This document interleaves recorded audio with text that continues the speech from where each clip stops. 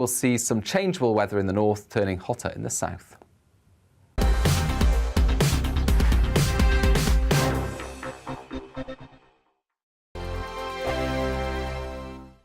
We are GB News. We're right across this great nation. On TV. On radio. On digital. Absolutely everywhere. We don't talk down to you. We embrace all voices with honest and civilised conversation. We are not part of the establishment. We're one of you. And we're only getting started. Join us on GB News, The People's Channel. Britain's news channel.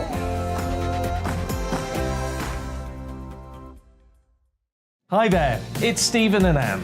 At breakfast from 6 a.m, you'll always be caught up with everything you need to know, the latest headlines, opinions and debates. We'll bring you the good news and the bad, but most of all, we're here for you. Remember, send in your views and let us know what you would like us to talk about. That's because we're your news channel. And every morning at 6 a.m, it's breakfast on GB News. My name's Tom Harwood and join me 9:30 a.m. every weekday for The Briefing, your one-stop shop for everything you need to know about what's going on in politics today. I wonder if this is a deal that might need to be like the biscuits in this factory, twice baked. Is there not an opportunity here to win out against the extremes? Tom Harwood, GB News. What are you going to do about it?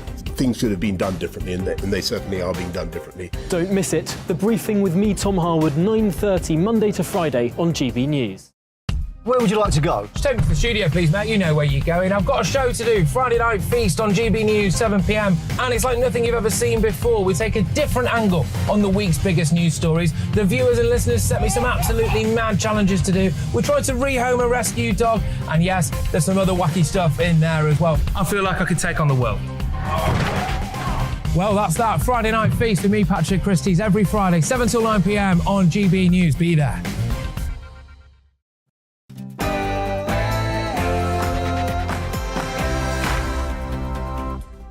Hello there, it's 6 o'clock. I'm Michelle Dewberry, and this is Dewbs & Co, the show where we'll get into some of the things that have got you talking today. Now, another day and yet more strikes. Some organisations say that the unions have too much power. The unions say they have too little. Who is right?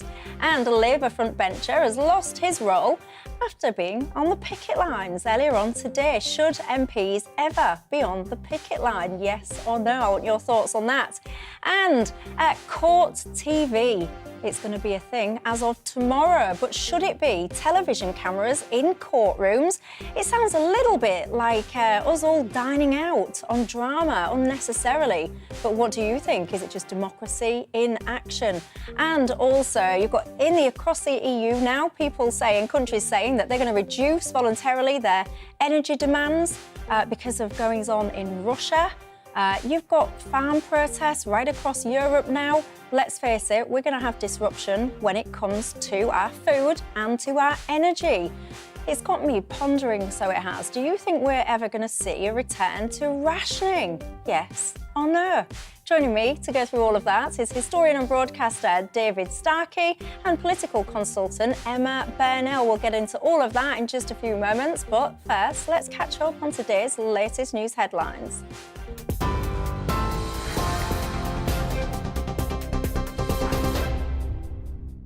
Thanks, Michelle. Good evening. It's just past 6 o'clock. I'm Bethany Elsey, here to get you up to date from the GB Newsroom. Commuters are facing significant travel disruption across the country today as rail workers go on strike again. Our fight is a workers' fight. Solidarity!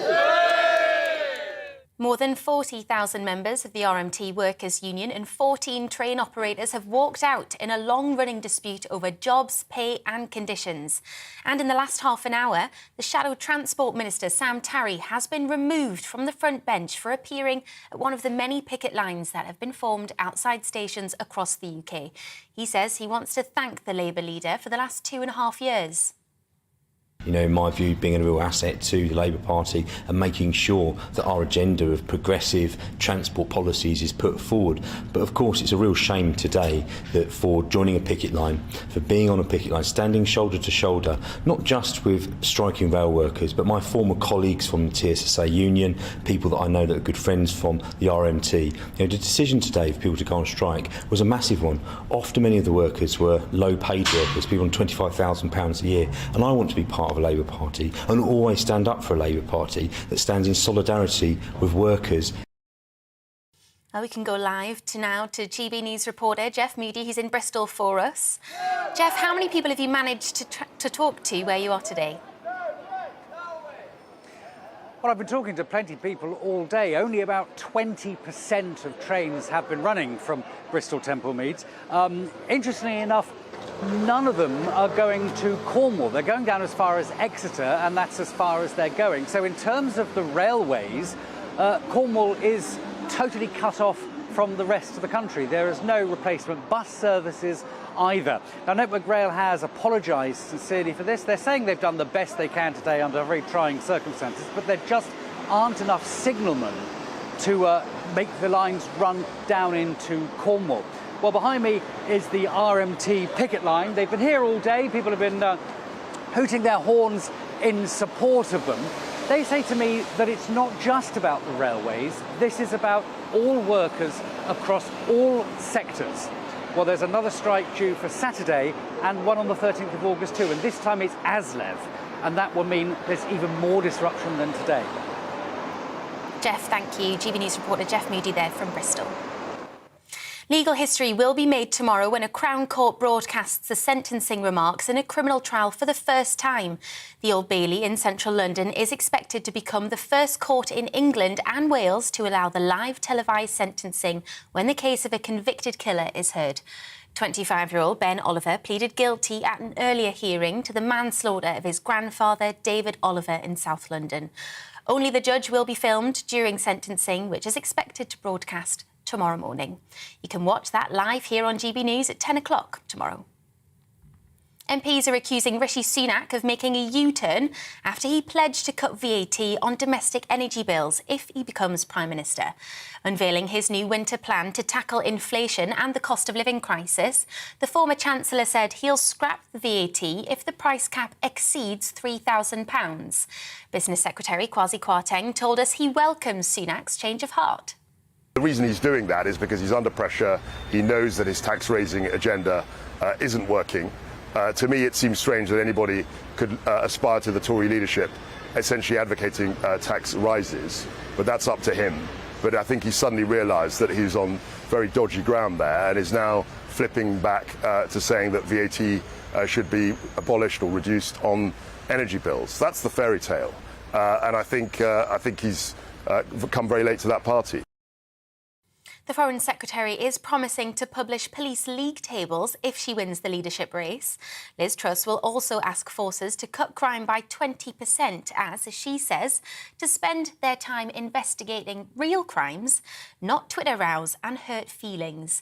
Ms Truss said her government would make sure homicide, serious violence and neighbourhood crime are all reduced by a fifth by the end of this Parliament. And a McDonald's cheeseburger is no longer 99p. The fast food giant has increased the price for the first time in more than 14 years, blaming inflation. It's now 20 pence more expensive, coming in at £1.19. McDonald's says a number of items on sale in its UK restaurants will also go up by between 10 and 20 pence. It's the latest company to announce increasing prices after inflation hit a 40-year high. On TV, online and DAB+ radio, this is GB News. Now, let's get back to Michelle.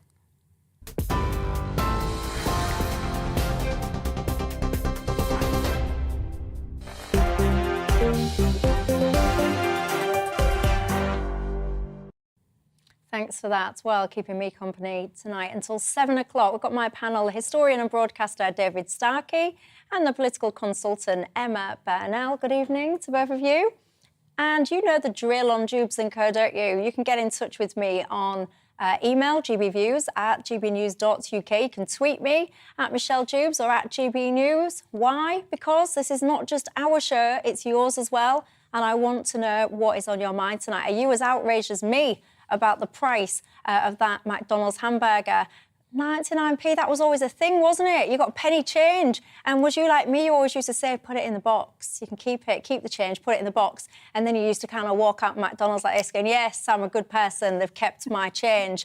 Those days are gone now, though, aren't they? What are you going to do now? Because you can't just say if it's £1.14, what are you going to do? Give them £1.50, £1.20, keep the change? You tell me, are you outraged by that? Or do you sit there and think, good, if McDonald's, etc., is getting more expensive, that is going to be good for the country? Tell me all your thoughts. I also tonight want to get into topics such as the strikes, unions too powerful or not enough power. Should MPs be on the picket lines? I want to talk to you as well about everything that's going on in terms of energy.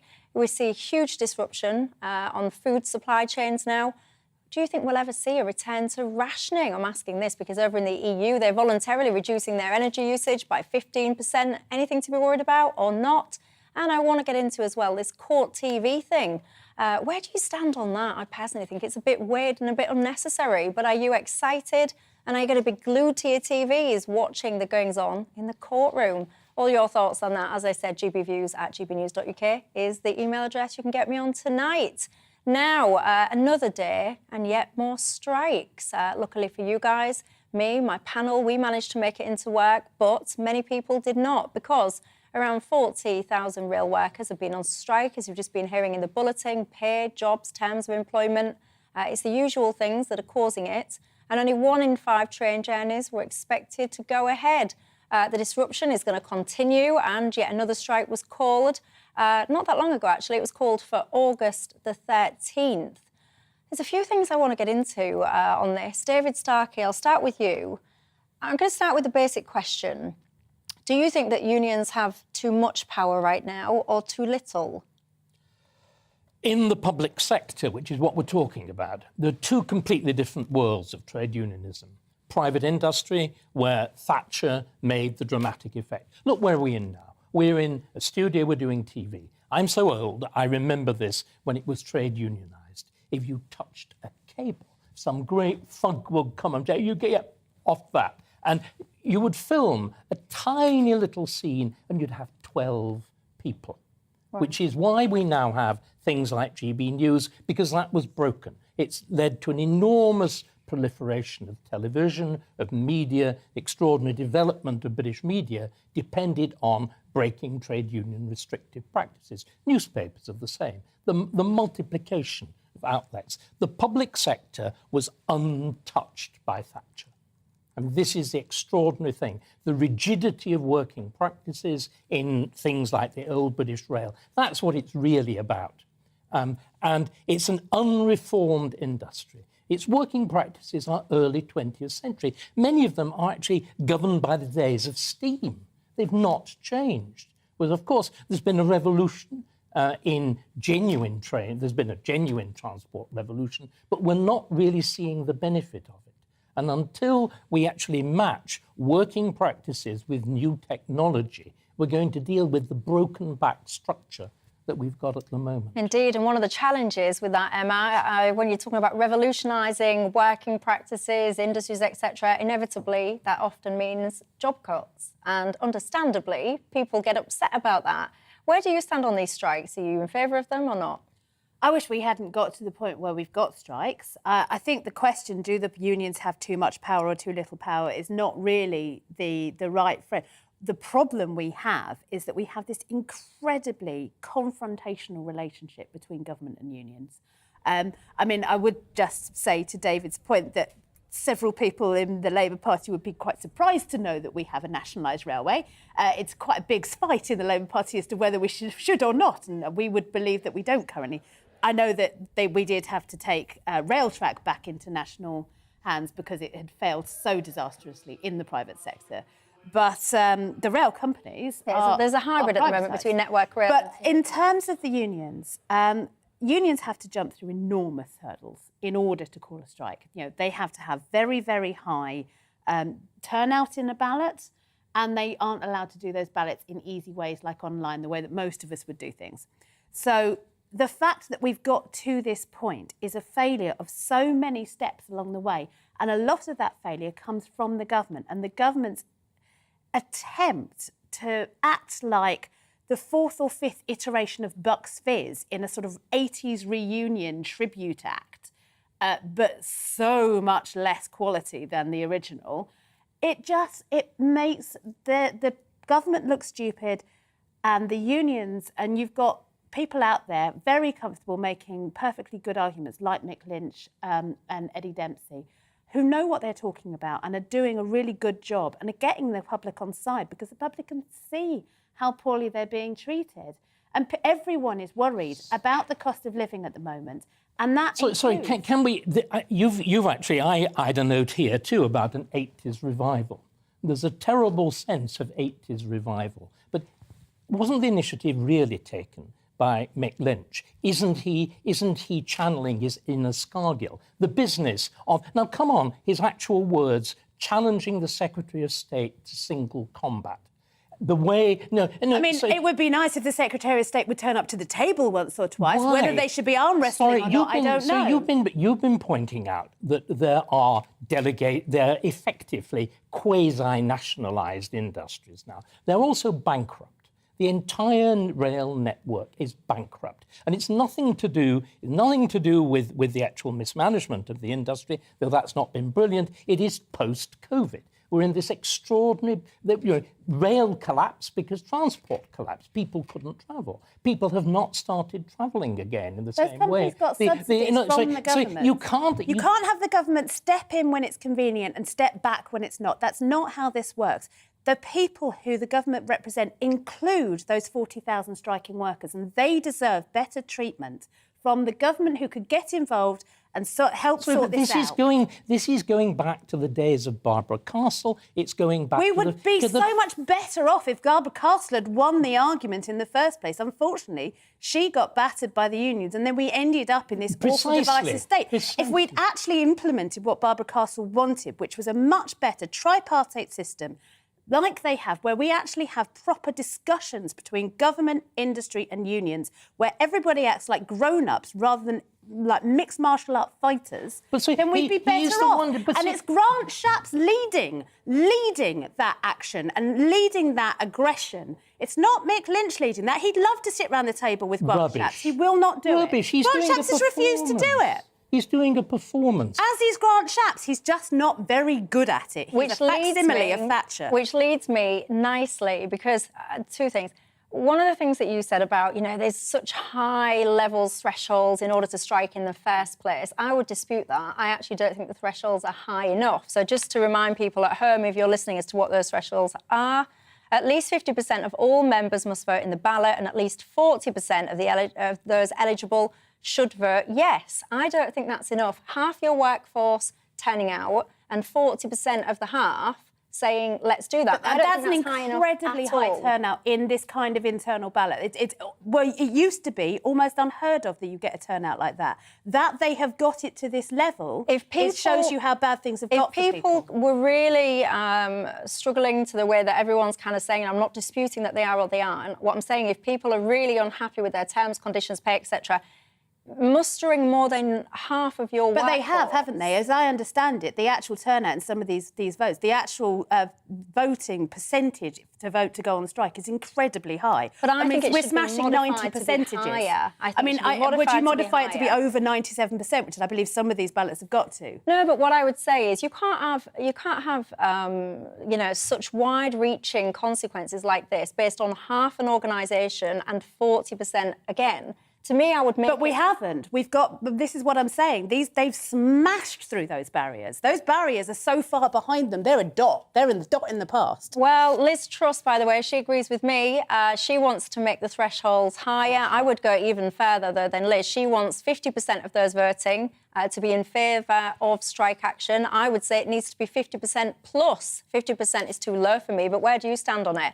The other point that we're getting into already is the politicisation of these strikes. So Mick Lynch, he was speaking out earlier on. He was doing a direct rally call, if you will, to Keir Starmer. Let's just listen to that.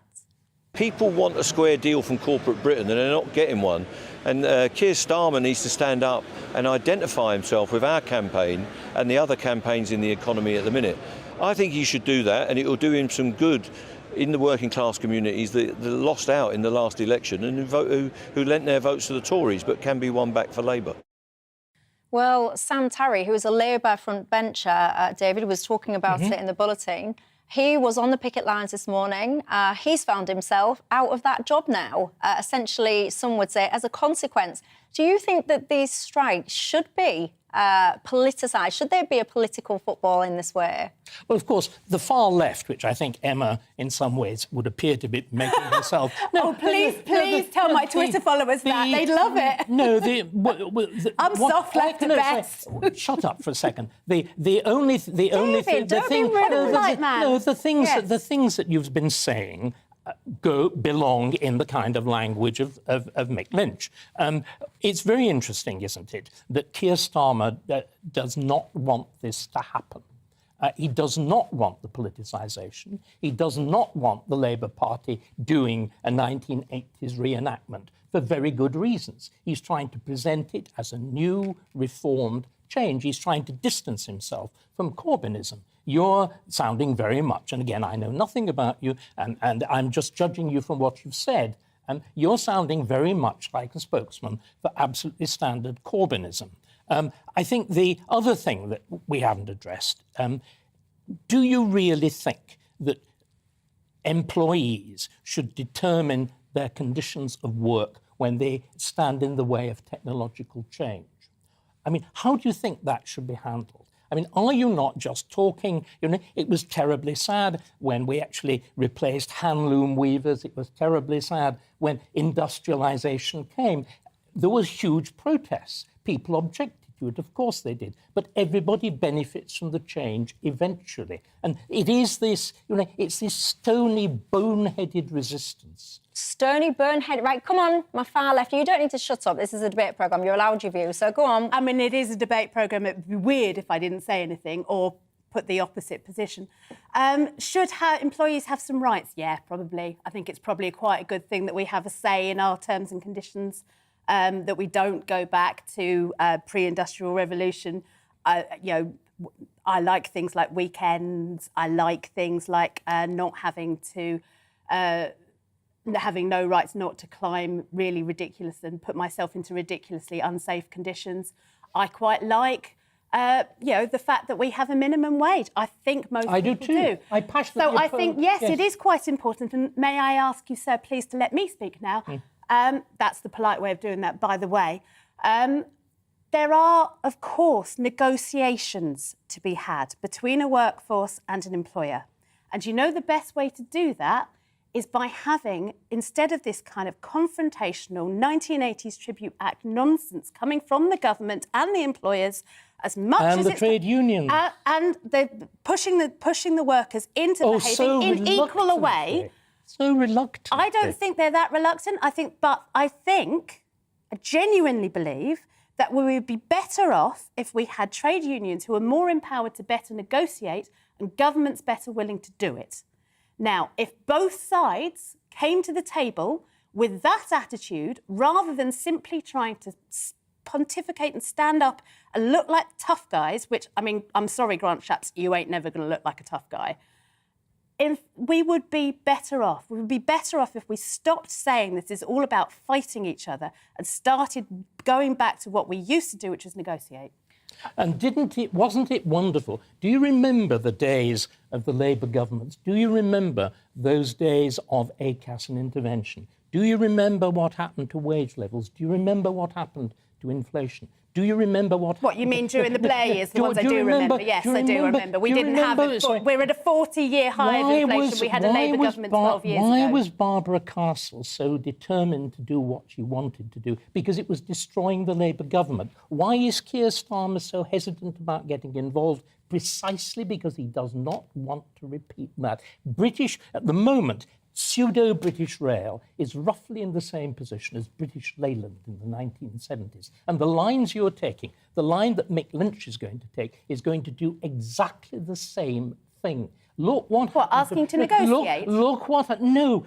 precisely beer and sandwiches in number 10. I don't care what they eat as long as they negotiate. Sorry, these little smart replies get rather tedious. I'm trying to get you to understand because I know you're trying to get me to agree with you. I don't not understand, David. I disagree. There's a difference. I'm a son of a trade unionist. I'm a son of a man who was a passionate Labour Party supporter.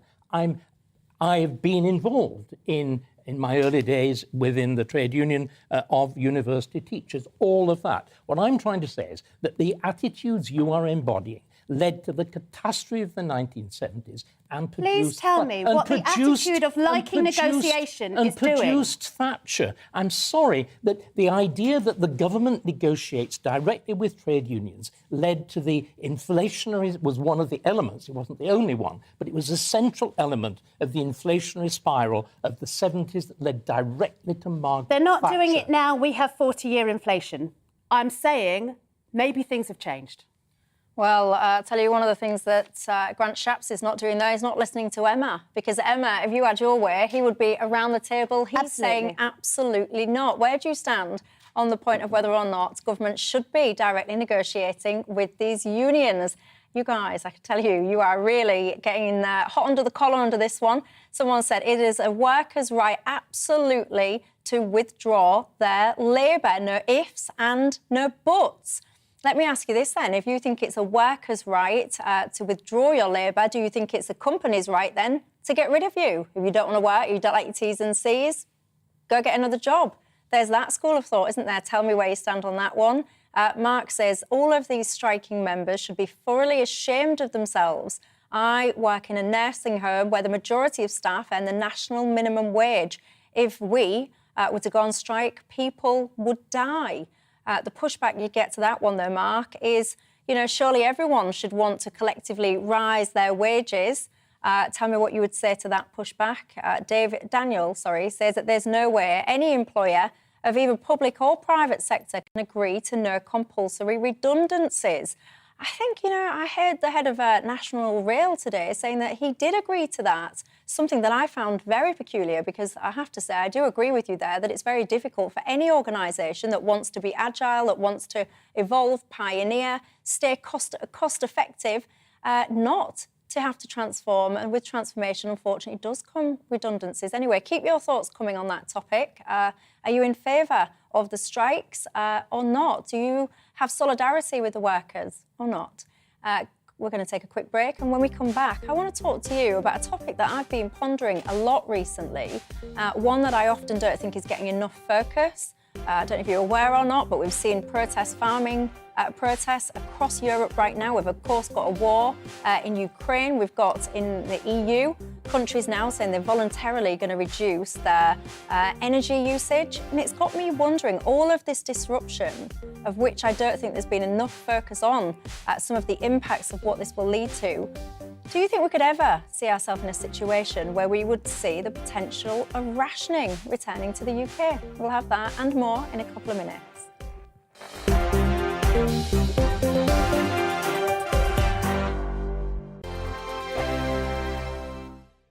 We are GB News. We're right across this great nation.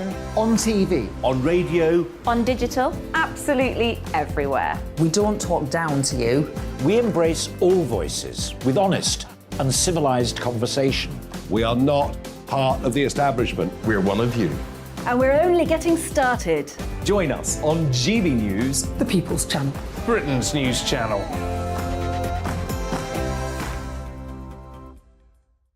Hi there, it's Stephen and Anne. At breakfast from 6 a.m, you'll always be caught up with everything you need to know, the latest headlines, opinions and debates. We'll bring you the good news and the bad, but most of all, we're here for you. Remember, send in your views and let us know what you would like us to talk about. That's because we're your news channel. And every morning at 6 a.m, it's breakfast on GB News. My name's Tom Harwood, and join me 9:30 a.m. every weekday for The Briefing, your one-stop shop for everything you need to know about what's going on in politics today. I wonder if this is a deal that might need to be like the biscuits in this factory, twice baked. Is there not an opportunity here to win out against the extremes? Tom Harwood, GB News. What are you going to do about it? things should have been done differently, and they certainly are being done differently. Don't miss it. The Briefing with me, Tom Harwood, 9:30 Monday to Friday on GB News. Where would you like to go? Just take me to the studio, please, mate. You know where you're going. I've got a show to do. Friday Night Feast on GB News, 7 p.m. And it's like nothing you've ever seen before. We take a different angle on the week's biggest news stories. The viewers and listeners set me some absolutely mad challenges to do. We tried to rehome a rescue dog. And yes, there's some other wacky stuff in there as well. I feel like I could take on the world. Well, that's that. Friday Night Feast with me, Patrick Christie's, every Friday, 7 till 9 p.m. on GB News. Be there.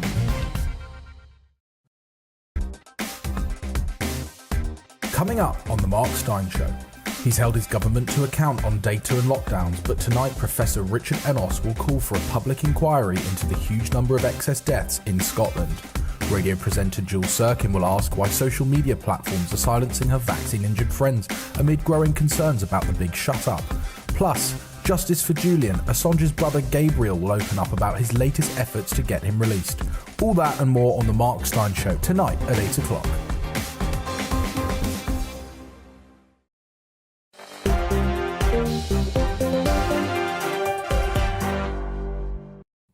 Hello there, welcome back to Dewbs & Co with me, Michelle Dewberry, keeping me company until 7 o'clock tonight. My panel, we've got historian and broadcaster David Starkey and the political consultant Emma Burnell.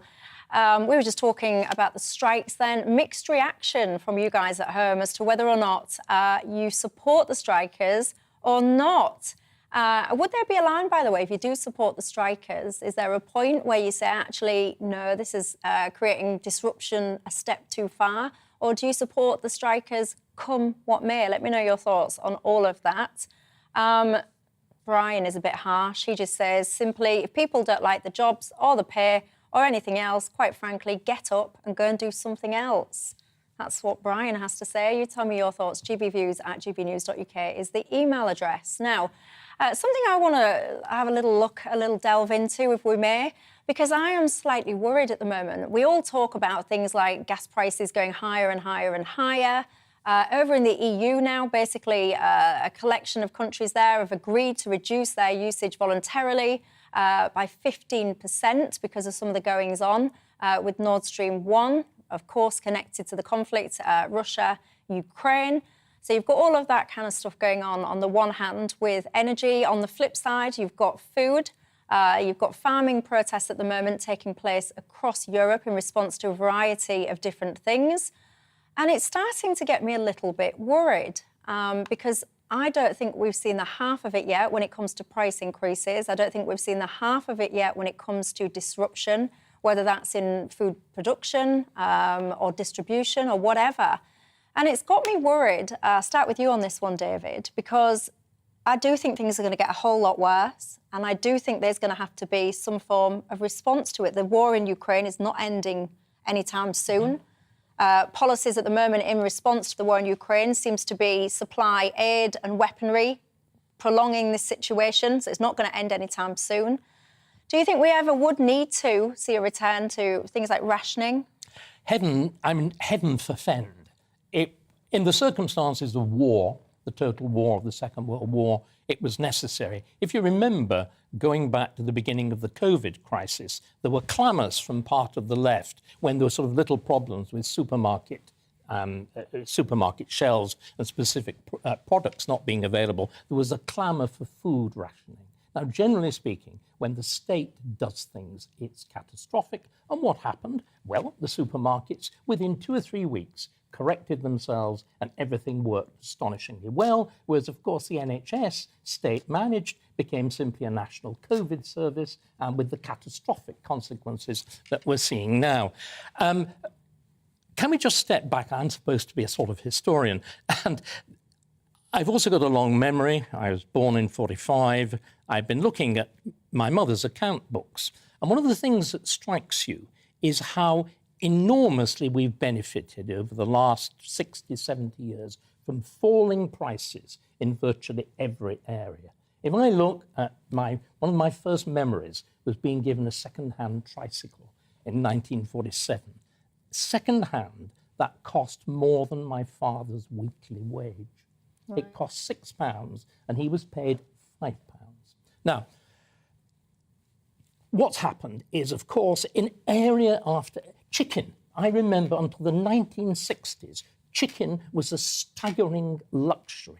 I can still recall the accounts of the wedding breakfast of Jackie Kennedy and Onassis. And they were fed what then seemed the most infinite luxury. Now it sounds bloody disgusting. Chicken stuffed with peaches. It was a rarity. All of these things have become commonplace because of the agricultural revolution, because of globalization in terms of manufactured goods, because of China. We've been living through this golden epoch. And I'm afraid golden epochs suddenly come to juddering halts. And again, this is the terrible thing about all our politics. We get retro 80s from there, we get from the Tories another version of the 80s in which we have the two contenders for the leadership of the party, each doing a Thatcher tribute act. We're in new times. There are new demands. There are new challenges. There's no sign of new thinking. New thinking. What do you think? I'll bring rationing back into this. Do you reckon that we ever will get to the point where things are getting so broken? Because this Russia situation, as I was saying, it is not going away anytime soon. I just worry, Emma, so I do. I agree with parts of what David said. He'll be shocked and probably quite distressed to hear. I think new thinking is absolutely what's required and what's missing.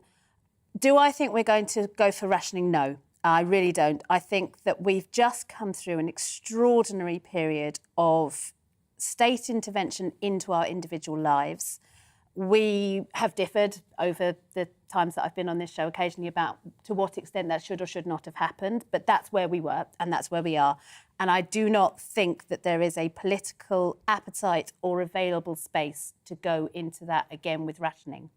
We may find ourselves in a situation where we wish there was something like that because so many of those things that have become daily staples, like chicken, like bread. I was with a family, a friend who's their family, and one of them brought the shopping in today, and she had one of those big gallon things of oil, and it doubled in price, literally doubled since she last bought one. And we can't go on like that. So something has to be done. The problem with the phrase, and I've said this often, I've written this often, the problem with the phrase something has to be done is that quite often we leap for either a thing that we already know, i.e. rationing, or something completely mad that is untested. And sometimes those mad, untested things are great and they work really well. Sometimes they really don't. And something has to be done doesn't mean do anything. And so I agree with David that we do need to have some really important new thinking. Also, I think we need to have a question of some of our priorities. I have long had a problem with the more middle-class environmentalists that I know going on about the problems of GM food when actually GM food is feeding. God, this agreement is getting really dangerous. It's really worrying, isn't it? It's completely... You're going to say quickly what I'm going to say is I think very soon we're going to start burning coal again. This is...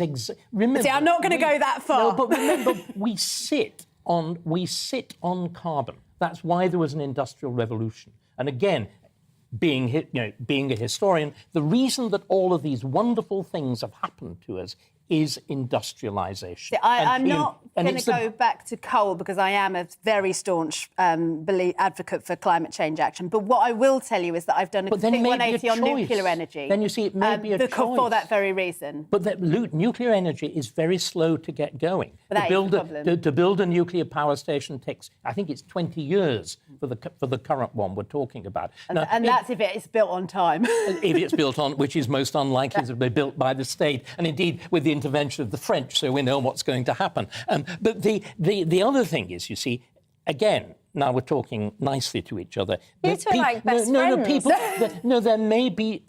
there may be terrible choices. If we want environmentalism, we're going to have to contemplate reduced living standards. Now, do people care enough about the planet? Do they think that Thunberg is right? Do they think that dear old saintly, doddery David Attenborough is right? Are they prepared to sacrifice? Are they prepared to sacrifice their summer holidays abroad?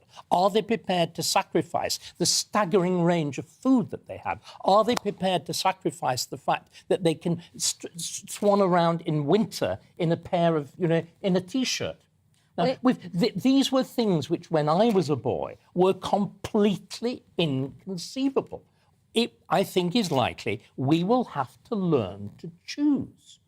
Well, you tell me. David's asking a question. Do you think that people would be prepared to sacrifice? I'll ask you, would you be prepared to make sacrifices in your life, and to what extent?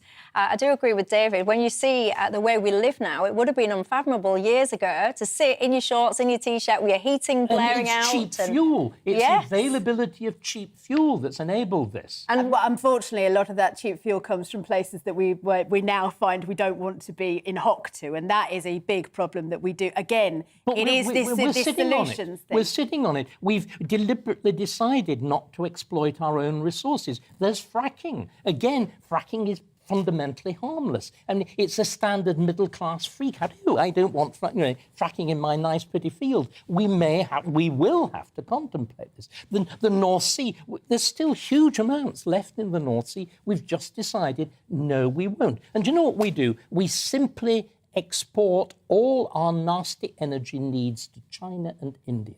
And the hypocrisy of this, we can wash our hands, we can pretend we're very clean, we can point out we only contribute 1% of global emissions or whatever it is. But in fact, all those nice things that we wear, all those nice things that we use are made, generally speaking, with dirty energy. There are, I mean, I absolutely agree with the area of things like fast fashion. I mean, I'm probably wearing something on that now. I'm not claiming I'm not a hypocrite on some of this stuff. Oh dear, we're back in the war of earrings, are we? I was just about to say there's a vast amount of hypocrisy, especially from a lot of younger people that are right onto the whole climate thing, while simultaneously buying their £1 T-shirts from places like Primark or whatever it is. Throwing them away. Well, we saw today, I think it was, they're on beaches, is it in Ghana? I want to say Ghana, I think it was Ghana. You're seeing all the footage now of all this rubbish fast fashion stuff, flooding beaches and the like.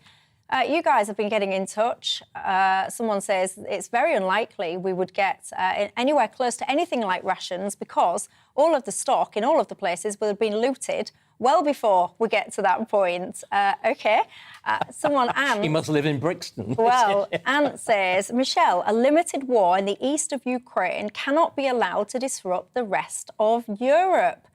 All governments must secure food, energy and water, etc. I think that's a great sentiment, Ant. I don't think it's reflective, though, of reality. This war is absolutely spilling out because can we it's just not have the facts? A limited war. Give her the facts. The problem is that Russia and the Ukraine between them produce a third of the world's traded grain. 1/3. And, if you knock the third of a market out, the supply of a market, you get these gigantic shifts. Of course you do. Yeah, and I do, I have to say. You might think I'm being a bit doom and gloom and negative, but I do worry this war is not ending anytime soon, nor are the sanctions, nor is Russia's control over things like Nord Stream 1, let alone the supposed Nord Stream 2.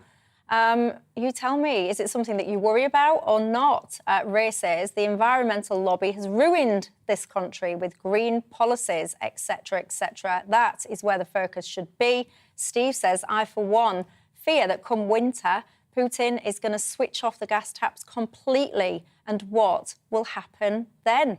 This is the point that I'm making, Steve. Will we see a return to things like rationing? Should we? I hope not. Anyway, we're going to take a quick break now. You might have seen this in the news today, but a change in the law basically means that channels, including us here, GB News, will basically be able to show judges' sentencing remarks in criminal cases starting from tomorrow. What do you think to this, Court TV? Is it a good thing or is it a step too far? Get in touch, let me know your thoughts and I'll see you in a couple of minutes.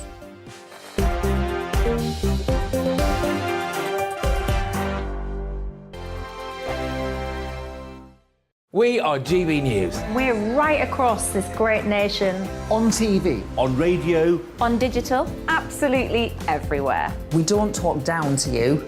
We embrace all voices with honest and civilised conversation. We are not part of the establishment. We're one of you. And we're only getting started. Join us on GB News, The People's Channel. Britain's news channel.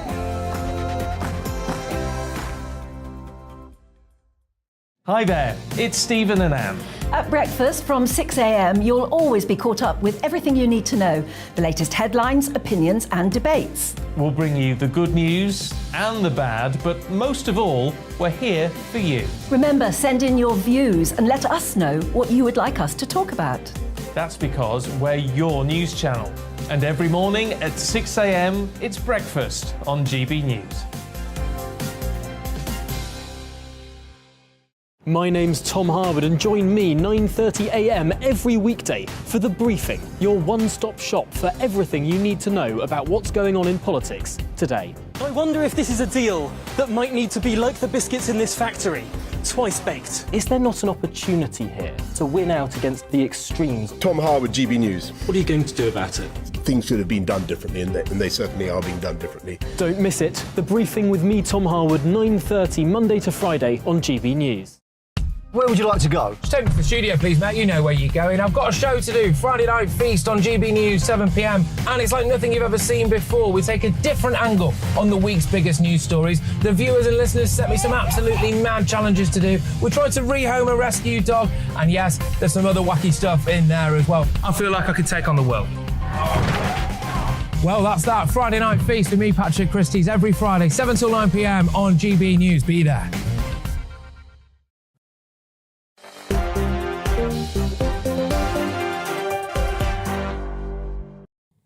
Hello there, I'm Michelle Dewberry. This is Dewbs & Co. If you've just joined me, keeping me company tonight, we've got historian and broadcaster David Starkey and the political consultant Emma Burnell. We've been discussing the strikes.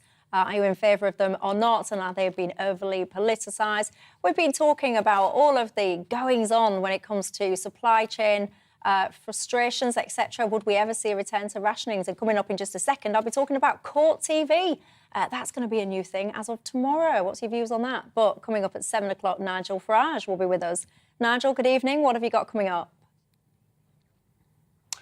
Good evening. Well, I think it's fair to say that the contest between Sunak and Truss is not exactly lighting up the country or indeed the Conservative Party. And there's a growing rebellion led by Lord Cruddas and David Campbell-Bannerman, 12,000 Tory members now signing a petition to say Boris should be on the ballot. 50% of Conservative voters saying he shouldn't have resigned. So we're going to debate tonight, should Boris be on the ballot, or is it for the birds? And I will give my opinion at the top of the hour.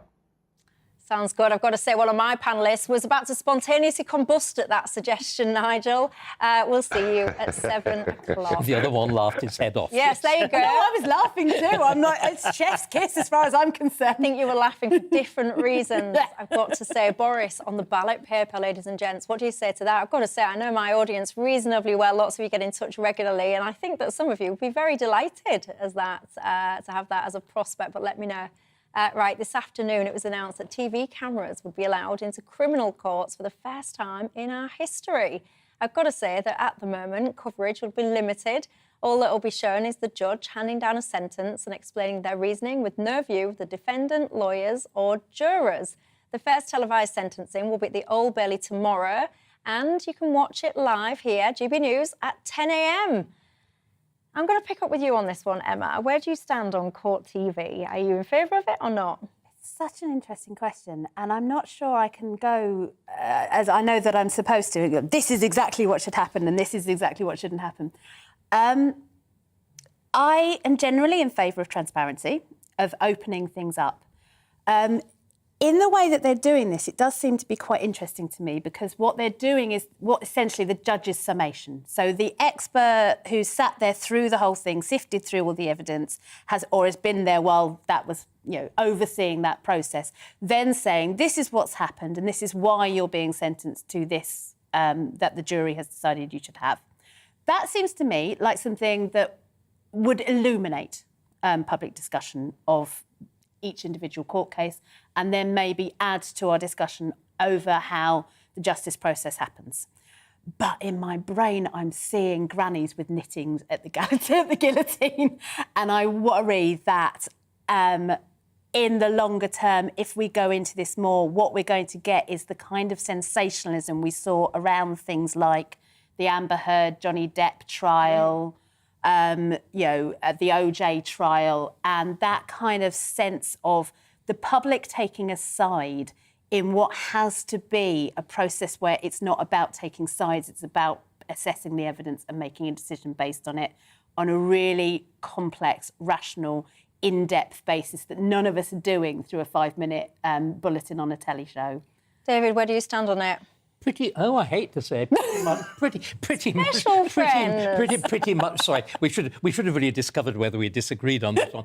I feel very, very similarly. I mean, again, I think transparency is a very good thing. I think it's particularly important that and this is the point that's been highlighted by the Justice Secretary, that there's a huge public dispute about levels of sentencing. Are they adequate or not?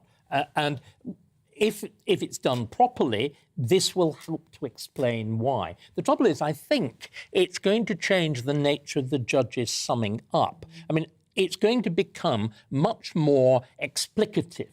In other words, the judge will inevitably, and he will stop addressing the court, and he will start addressing she in this case, will start addressing the camera.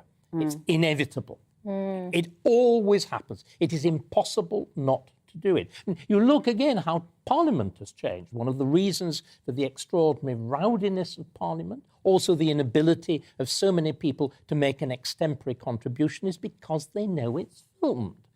And the whole business of donutting and everything else. Television changes things.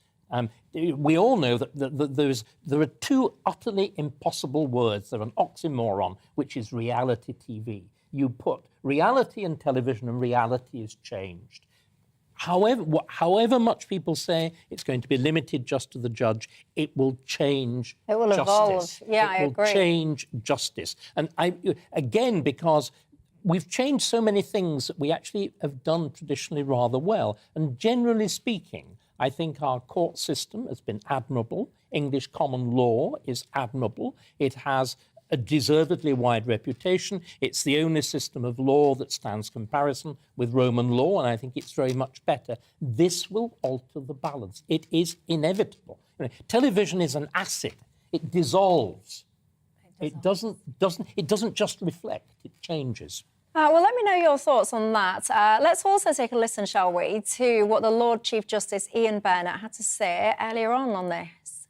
The necessary changes to the law were introduced in 2020, and we all hoped that we would start filming sentencing remarks in high-profile criminal cases in the summer of 2020.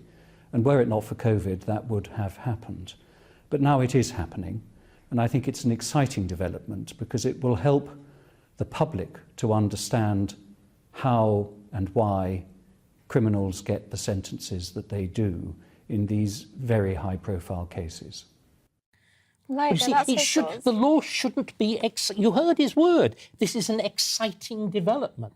I'm sorry, Chief Justice, I don't want exciting developments. We've had an exciting Prime Minister. There's a reason for that kind of thing, but not injustice, please. Well, to give this all its correct title, open justice is what people demand. They would say that this is democracy in action, but I think there's a very fine line to tread between drama and democracy. But do we now start, if we've got democracy and justice, shouldn't we go the whole American hog and start electing our judges? Well, this will become a popularity competition. Yeah. And that's the thing. I think there are reforms that I would like to see to sentencing and to different... And I think that it makes it harder if you have a judge, and there's inevitably going to be at least one judge who wants to be a bit of a star, who wants to go on, retire and go on Strictly, right? Lawyers are stars in their own way. And I just really worry that sense of projecting beyond the law court, beyond the courtroom. Judge Dredd. But this is, I mean, see, I was a little bit like you when I first heard of this. I was a little bit, because normally my opinions form quite quickly on something. I'm either in this camp or that camp. And on this, I was a little bit in two minds because I do understand the arguments for it. But I do also worry that, like Louise has said, emailed in and said, I think TV cameras in court is a great idea. I love watching court TV and the American trials. She says, I was glued to Depp v. Head. I watched the whole thing. But see, this is the thing. This is not this is real. TV. This is somebody's freedom. Yeah, absolutely. Yes, Michelle, I can tell you. It's not a performance. It's not a soap opera. And the trouble is, we're then going. The risk is now there'll be a demand. Of course there will. You always... I thought you was going to say there'll be a demand for this. I was going to say, and then you went on. In Egypt, there has been a case now where the judges have actually requested that the hanging be made publicly, done publicly, so that the enormity of the crime can be registered and people can be deterred from it. Now, that's as good an argument, I'm afraid, as the business of... And this is the thing, we like stories. You always bill me on here as a political consultant, which is one of the things that I do, but I'm also a writer, I'm a playwright. We communicate to each other through stories. And I worry that we are going to become... Courts are not supposed to be theatres. They're actually, when working well, as David said, very boring, because they're about process and getting it right and grinding through the detail and really making sure that everything works. And even, when you watch a court drama, like I was about to say LA Law, which really dates me because I don't think that's been on since about 1992. But, when you watch something like that... what you're getting is the highlights. But what we're going to start expecting from this court TV is those highlights. And that, again, it doesn't do justice to what justice is. Well, Raquel's been in touch saying, I am wholly against this. This is another Americanism that we are importing. It will Hollywood and sensationalise something that really ought to have far more gravitas and should not be entertained. That is a sentiment that I think I share as well, this whole kind of desire to follow America into a variety of different things, this just being the latest example. I don't always think it's a good idea. More often than not, it's a pretty poor idea. David says the House of Commons and PMQs certainly changed with live TV. That it did, David, and this is David's point as well, that what happens is, instead of just doing your job, people then start playing to the cameras. Which we, of course, never do. I mean, we are totally innocent of any of these things. Come on, let's all acknowledge. I'll tell you, my favourite thing about the show tonight has been the blossoming friendship that I've witnessed in front of my own eyes between David and Emma. You started my show by telling Emma to shut up, so you did. You wasn't close enough for me to give you a smack. She was doing a lefty rant and I was doing a righty rant. I behaved accordingly. I was going to give him a slap for you, but he's not close enough to achieve that. But that's how it started. This is why you're between us, Michelle. Look at him. Yeah, do you know, you seem to almost enjoy the concept of me slapping you a bit too much there. You're the wrong gender. We're before the watershed, Michelle. Oh, it's a good time to say goodbye, isn't it? Let's cut it there. It's tea time after all. Emma, David, thank you for your company. Thank you for yours at home. I can't wait now to see what goes on between these two next. Have a good night. I'll see you tomorrow. Hello there. Welcome to your latest broadcast from the Met Office. Generally settled picture over the next few days. Some warm sunny spells around, but it does start to turn a little bit wetter for some as we move into the weekend. The reason for this is high pressures in charge at the moment, keeping it largely dry. However, that does move out the way at the end of the week into the weekend, allowing weather systems to move in from the Atlantic, giving some spells of rain, particularly across the north and the west. Through Wednesday evening, fairly dry end of the day. We do have some showers across the Midlands, North Wales, moving northwards into northern England, parts of Northern Ireland, southern Scotland as we move into the early hours. But elsewhere, generally dry with some clear skies. Temperatures not as fresh compared to last night, holding up in double figures for many, 14 or 15 as a low.